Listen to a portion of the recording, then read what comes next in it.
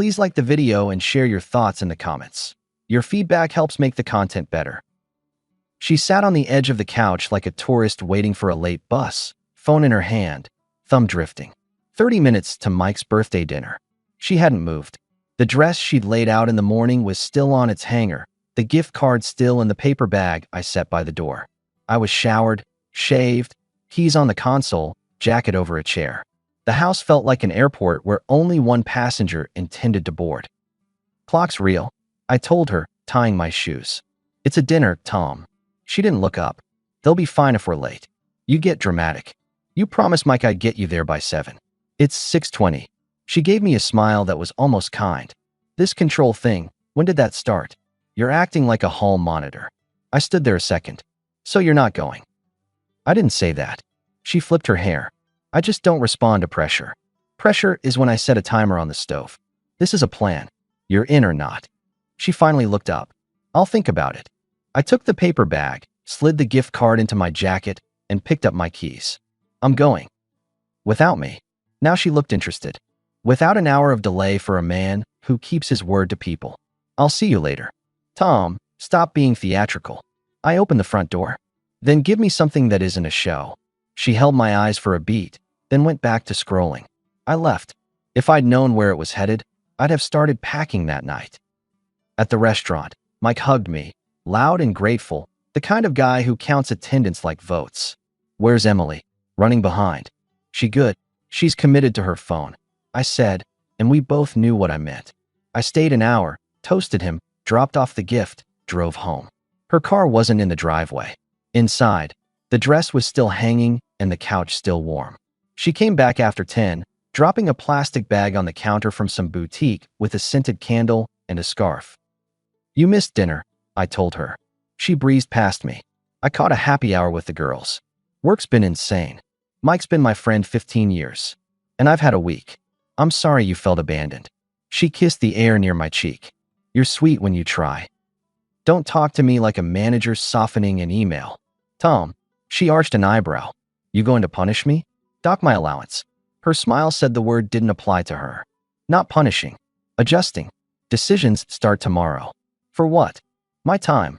I nodded toward the guest room down the hall. "Move your office stuff in there tonight. I'm separating work and sleep.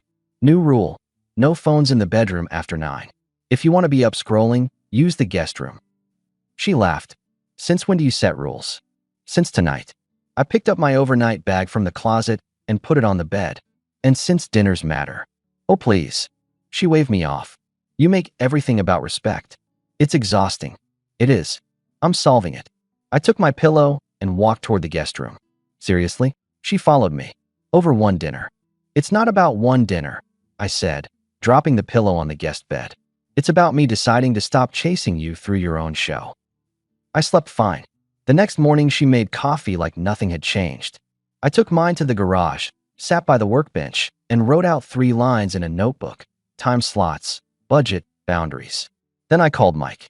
"You good?" he asked. "I'm fine. I'm changing things." "About time," he said, which told me I'd been late to my own life. At noon, Emily texted me a link with a glossy invite. "Networking night, downtown. $200 a ticket." "We should go," she added. "Good for your business." I replied, "Looks like you want to go. Buy your ticket from your account." "I don't have extra," she wrote. "It's shared money. Not starting next week." I sent a photo of 2 laminate cards I'd made that morning. Budget A for me, budget B for her. Same household bills, personal spending separate. We're splitting discretionary. Effective Monday. She didn't answer. By evening, she was back to her standard charm. "I got us a reservation at the wine place Friday," she said at dinner, stabbing a salad like it owed her.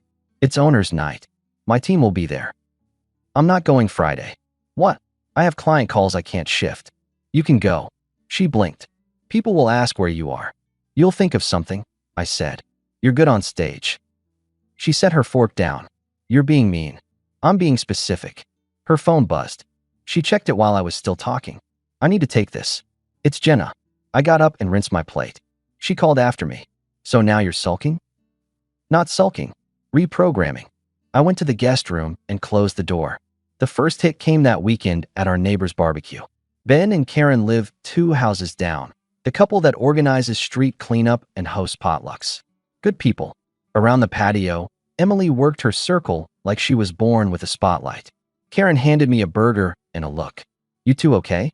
She seems sharp tonight. Emily's in lead actor mode, I told her. Jenna from Emily's office joined with a paper plate. Tom, you run that small operation, right? She made small sound like a cute pet. Emily stepped in. Mom and Pop. He loves being his own boss. Lots of free time. I took a sip of soda. I use it to return my calls. Jenna laughed. He's joking. Emily tapped my arm. He's been on a systems kick. Schedules and charts. Very earnest. Ernest pays the bills, I said. She cocked her head. It pays some. The big wins come from being out. Meeting people. She spread her hands to the patio like she owned the lease. Ben wandered over. Wins making sure the grill doesn't burn. You two want a refill? I nodded, but Emily cut in. He's off drinks. Focus mode. Don't speak for me. I replied, even, not loud. I'm fine. She smiled at the group. See? So serious. We try not to spook him. We? I asked. She lifted her cup. Collective effort. I set my cup down. Quick thing. I turned to the small circle that had formed. Ben, Karen, Jenna, a couple neighbors. I'm not a skittish pet. I'm the guy who shows up on time and pays for what he says he'll pay for. That's the brand. Emily rolled her eyes. Tom, and also, I added, if you see me somewhere, you'll see me. Not a punchline. Is this a speech? Jenna smirked. It's a notice. For my own peace. I glanced at Emily. Public jokes about my work stop here. If someone needs a laugh, roast me in private. Karen touched Emily's elbow lightly. He's right. Emily pulled her arm away. Everyone's very sensitive tonight. I looked at her. You good with that? She stared back. Don't micromanage me at a barbecue. I'm drawing a line, I said, then turned to Ben. That refill. Ben handed me a soda without a word. The circle broke. On the walk home, Emily kept pace, but not step. You embarrassed me. No, Emily. You've been doing that to me for months. I put it down. You love these rules. Next thing you'll ask for time slots to talk. Great idea, I said. Tuesday and Thursday, 7 to 8. If it's important, we do it then. The rest of the time, we live. I'm done with sudden ambushes. She stopped on the sidewalk. You can't schedule marriage. Watch me. She laughed. This is why I go out. You're impossible. Then go, I told her. Just don't invoice me for it. Monday morning, I opened a new business account and moved all my client receipts there. I changed auto pay so the house bills were still covered, but the card linked to her favorite salons, shops, and networking was no longer mine. I told her that night at our scheduled time. She folded her arms. You're cutting me off. I'm cutting off the joint tap for personal entertainment. If you want to go to a $200 night where people swap cards and stories, that's your call. Pay for it with your card. What if it leads to something big? You never think like that. Show me the invoices, I said. We'll celebrate. She let out a breath. You're making it hard to be supportive. I'm making it expensive to be careless. She stared at me, then softened. Okay. She reached for my hand. I'm sorry if I've been flippant. It landed like a rehearsed line. Noted, I replied. I didn't move my hand to meet hers. 2 days later, she woke me early. Coffee's on, she said softly. I booked us a table at that diner you like. I watched her set a mug by the bed. She almost never made coffee. What's up? I thought we could reset. No phones, just talk. She smiled like the sun was hers. Mid-turn, I thought. The charm after the line. I got dressed anyway. At the diner, she held my hand. I was rough at Karen's, she said. I hear you. Okay. I want us to be a team. I'm all for that, I told her. She nodded, then let it out. But there's an event next week I can't miss. Leaders from the region. It's pricey, but it's necessary. If you could cover it this once, I'll make it up. There it was. No, I said. You go if you want. Pay with your card. Her smile thinned. So your team talk was a trap. It was breakfast. She let go of my hand. You make me the adversary. I'm giving you a separate runway, I said. Your choices, your costs. That's respect. She picked up her phone. I need the restroom. She didn't come back until the check hit the table. That weekend her office had a gathering at a co-worker's loft. She wanted me there. People ask questions when you're absent, she said while ironing a blouse she'd return the next day. It looks weird. Then tell them we prefer to split events. They won't get it, she replied. They think we're married. I asked. She didn't answer. We went. I stuck to water. She floated through the room, dropping lines that landed just loud enough to carry. This is Tom, she told a manager. He runs a cute shop. Keeps him busy. Cute. And he's patient, she told a pair near the bar. Puts up with my chaos. Puts up. When someone asked how we met, she leaned into it. He made me laugh, she said, like it was quaint. He was so earnest. I watched her stack attention like chips. It wasn't new, but it had a system now. On the way home, she was bright. That went well, she said. I think I'm on their short list for a bigger project. Congrats. They love that you're supportive. I didn't say anything. That's the beauty. You just smile. She patted my knee. You're very usable. I looked at her. That your word? Relax, she said. You know what I mean. I do, I told her. New rule. No more using me as color in your stories. If you talk about me, keep it real or keep me out. You are so literal, she muttered. It was flattering. It was minimizing, I said. Not anymore. She stared out the window. You're going to ruin a good thing. Good for who? I asked. She didn't answer. The next big test came at her company party. A rented hall, overhead lights, a DJ pretending to know what people wanted.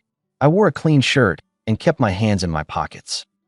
Emily pulled me around like a prop, then at one point took the mic to thank everyone for a great quarter. She had that glow again. And a special thanks to my home support, she said, waving toward me, for tolerating my calendar and my madness. He's basically my unpaid assistant. Laughter. I lifted a hand, happy to correct the record. I called out, not loud, just steady. Heads turned. I'm not an assistant. I'm a business owner. And I don't tolerate. I choose where I spend my time. A hush like a door closing. Emily's smile lost its anchor. He's joking, she tried.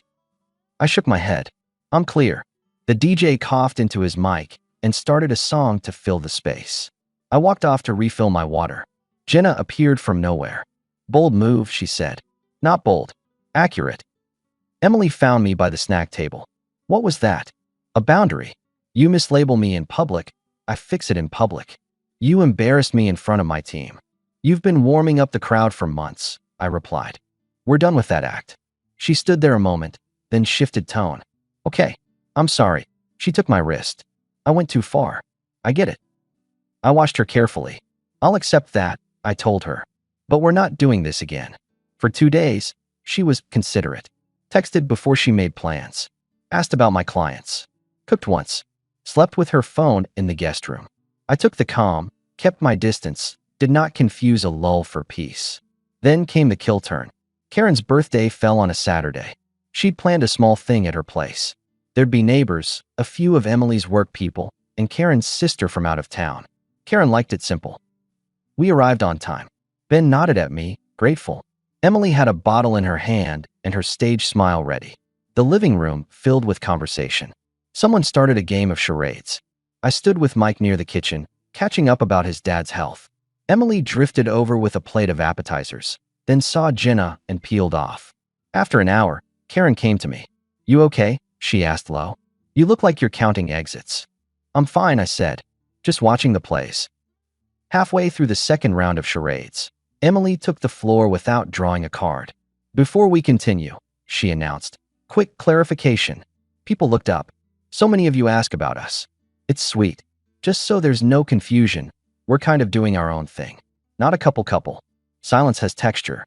This one was sandpaper. She laughed like she'd said something clever. We coexist. It works for us. I stared at her.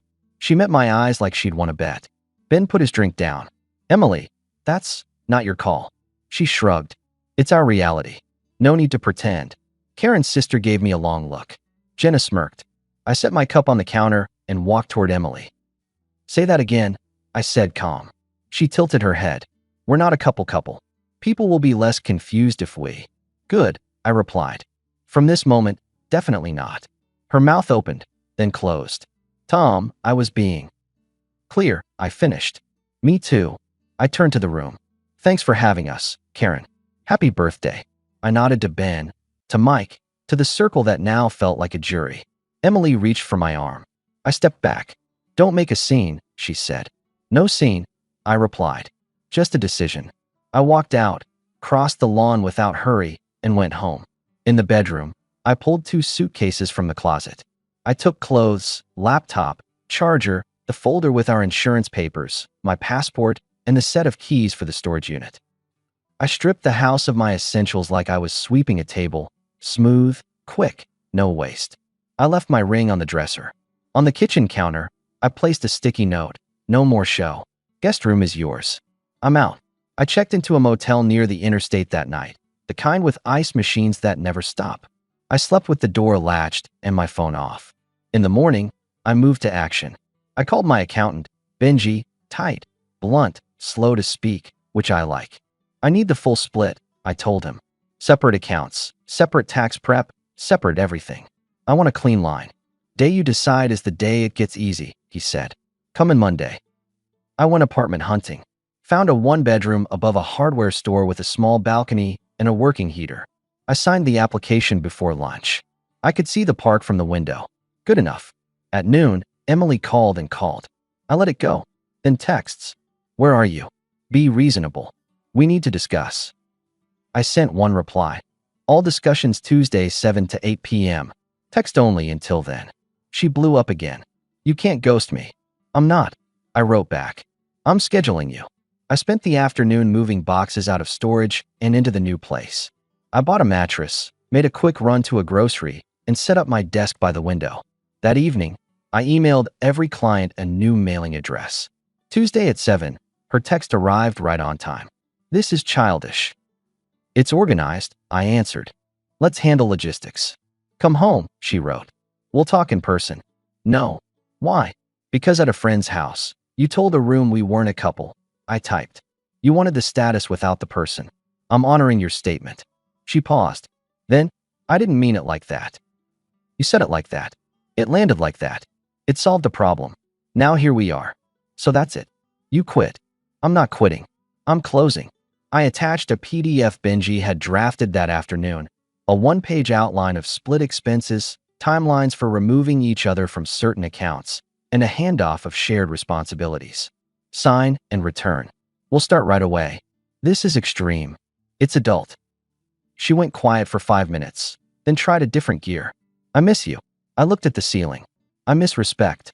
I sent the next set of steps. Thursday I'll swing by with a mover between 2 and 4 to get what's left. Please be out of the way. You can't just pull me out of the accounts. That's precisely what I can do. And will. She stopped texting. I set my alarm and slept. The next day, I went by the house with Mike. He carried a couple of boxes and kept his mouth mostly shut, which is why I asked him. Emily stood at the kitchen island with her arms crossed. So this is real, she said. Yes. You're punishing me for one comment. No. I'm responding to a year of comments with one action. She slammed a drawer. You love your lines. Makes you feel big. Makes me feel clean, I said, then handed Mike a box. Office stuff. She followed me down the hall. People already texted me. You made me look like a fool. I paused. You did that work yourself? I just stopped holding the backdrop. She blinked. You think you're so noble. No. Practical. I nodded toward the guest room. That's yours from now on. I'll be done in 20. She looked at Mike. Say something. Mike kept his eyes on the box. Not my house. She laughed once, sharp. Cowards. We finished in 15. I set a new set of house keys on the counter. Front door, garage. I kept my copy of the storage unit and mailbox. On the way out, she said, we should meet for coffee. Public place. Clear the air. Not doing backroom deals in cafes, I answered. All changes are in writing. She raised a finger like she was coaching me. This will blow over if you let it. It won't, I said. I'm not the weather. That night, she called from a blocked number. I let it ring. Friday, my accountant sent 2 letters certified. One to the mortgage company to switch autopay to shared escrow and pull my card off all discretionary add-ons. One to the utility providers to set up individual logins and separate alerts. He copied me. At noon, Emily texted, You're being cruel. Cruel is calling it love while you strip someone for parts. I wrote back. I'm just unplugging the power. She didn't respond. Saturday, Karen knocked on my apartment door with a pie. I didn't know what to do, she said. So I baked. That's my whole skill set. Your set is fine. I told her, letting her in. I'm sorry, she said, setting the pie down. I should have said something before it got that far. You tried, I said. Not your job to fix us. She tucked a strand of hair behind her ear. She's telling people you overreacted. That you're trying to prove a point. I am, I said. My point is that a man doesn't need to be someone's stage. He can be his own room. Karen nodded slowly. She's not going to apologize for real. I know. Good, she said. Because you deserve a clean exit. Monday morning, Emily tried her second illusion. She sent flowers to the hardware store downstairs with a note asking them to deliver up. The card said, "Let's start over. Dinner on me. I'll make reservations." It was a restaurant we used to go to when we were kind. I set the flowers on the balcony for the neighbor to take and texted, "No dates. Logistics only." She sent a long paragraph about memories, how we're stronger than a rough month, how she was under pressure at work and said things to cope. She added, "I miss our couch nights." It read like a script. I replied with the date and time for our next slot and a list. Remove her from my health plan. Separate the gym membership. Split the storage unit. She played nice for 2 days, then fired back. You making me pay for my own networking is spiteful. It's aligned. If it benefits you, you invest. It benefits us. It didn't. You don't know that. I do. Because my name was a punchline and your status went up. That math tells me what paid. You're impossible, she wrote. I'm finished, I corrected. She tried one more angle. Karen's hosting a small thing next week. We should go together, show we're adults. Pass, I replied. You like crowds. I'm done being a surface. The next Thursday was our scheduled slot. I sat at my desk with my phone on the table. At 7:05, she called. Tom, she started soft. I've been thinking. I crossed a line at Karen's. I'll say that. I want to try differently. We can do couple sessions. We can reset the joke thing. I'll slow down the outside stuff. We can keep the budget together. I'll send calendar invites when I go out. You're offering compliance, I said. Not respect. Respect is a feeling. It's a set of actions. She let out a breath. So what do you want? A clean end. I'll drop off the packet Saturday morning. You sign it with Benji. We'll split the bills until the lease is up and then sell the house. You keep your accounts. I keep mine. We don't ask each other for anything beyond what's written. She was quiet for a long moment. You'd really walk away. I already did. You're throwing away years. I'm throwing away a stage, I said. The man stays. You'll regret this. I doubt it. Who's going to show up at events with you and smile? I don't do events, I said. I do work and people who don't need a stage. You'll be back, she said. They always come back. Listen carefully, I told her. We're done. She hung up. Saturday morning, I drove to the house, parked on the street, and rang the bell. She answered in a robe, hair up, eyes like she hadn't slept. You look dramatic, she said, and I almost smiled. I held up a folder. Sign here, here, and here. I set the folder on the table beside a pen. Benji needs it by Tuesday. I'll take care of the rest. She flipped through the pages. This is clinical. It's clean, I said. You keep your car, your accounts, your furniture in the guest room. You're off my business card, my email signatures, my health, my memberships. Utilities are split. No joint calendar. Our communication stays in the Tuesday/Thursday slot until it can end. You're making me a stranger. You made me a prop. Stranger is an upgrade. She looked up sharply. I just liked attention. I know, I replied. You can keep chasing it. Just not with my gas. She tapped the pen against the folder. I want a conversation at a cafe. One last try. No, I said. You had dozens of public forums over the last 6 months. This is the only forum I attend. She signed, handed me the folder like it stung. Happy now. Not happy, I said. Calm. I took the folder and walked to the door. She followed me onto the porch. What do I tell people? She asked. The truth, I said. You said we weren't a couple. I believed you. You'll look cold. I'll look consistent. I went down the steps and didn't look back. The next few weeks were all action and no speeches. I changed passwords. I closed the joint card and opened my own. I unsubscribed from her event newsletters, spamming my email. I moved my tools to the new place, then my books.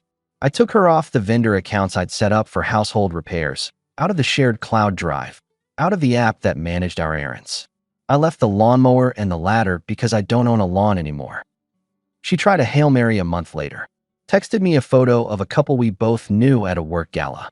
This could be us if you didn't make everything about pride. It's not about pride, I wrote. It's about not being background. She sent back a thumbs down.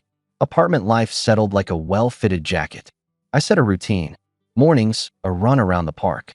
Daytime, work with my door open for light. Afternoons, coffee at the corner shop, where the owner keeps a chalkboard with names of regulars. Evenings, calls with clients who pay on time. Saturdays, a hardware store project with the owner, Pete, who talks like every piece of wood has a personality and every tool a memory. We rebuilt a cabinet someone had thrown out. I fixed the hinges with patience I didn't know I had left. It felt honest. 2 months later, I stood at the gas station, filling up my truck. Mike pulled in across the lot and waved. "How's the clean life?" "Quiet," I said. Emily showed up at Karen's last week wearing independence like a jacket. He leaned on his door.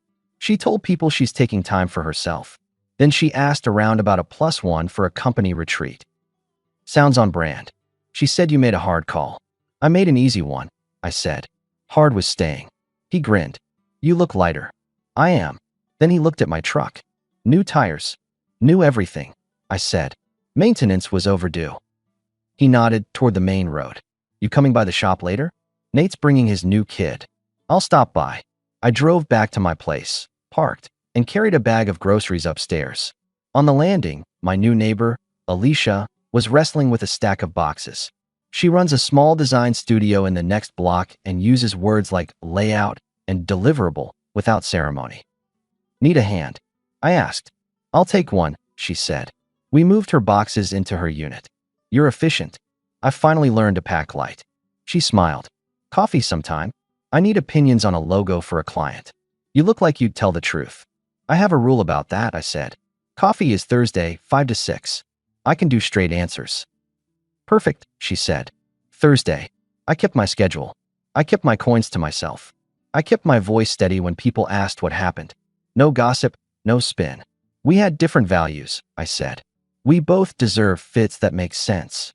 A month after that, a neighbor from our old street texted me a photo of an invite on a fridge.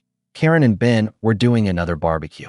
At the bottom, in handwriting, was "Tom, come by if you want." I brought a coleslaw and a quiet appetite. When I walked into their yard, a few heads turned. I shook hands, nodded to the people who hadn't been kind in their silence, said hi to those who had. Karen hugged me like she'd been waiting. "You look good," she said. "I feel like myself," I told her. Emily wasn't there. Someone said she was out with coworkers at a new lounge across town. The circle on the patio felt different without her running it. Ben flipped burgers and asked me about a project. Mike showed me photos of his dad fishing. Jenna was there too, leaning on the cooler, and she avoided my eyes. That was fine. When the sun slid lower, Karen clinked a glass lightly. "We're glad you're here," she said, to everyone, but her eyes grazed me for half a second. "Let's be kind to each other. That's the rule." People cheered. It wasn't a show. It was a neighborhood. On the way out, Karen walked me to the gate. "She's struggling," she said. "New apartment, new bills. She'll figure it out, or she won't. Not your job." "I know," I said. "I'm not in that movie." "You're allowed to be happy," she told me. "I am." Weeks later, I drove to the coast for a weekend. No reason beyond the air. I rented a small place with a chair by a window and a view of the water. I read a book. I fixed a loose cabinet door because I could. I sent a picture to Mike of the sunset because he likes those. Alicia texted me a logo update. I gave her one line of input. I ate a decent dinner at a plain place and went to bed early. On Sunday evening, my phone buzzed one last time with her name. I let it ring out.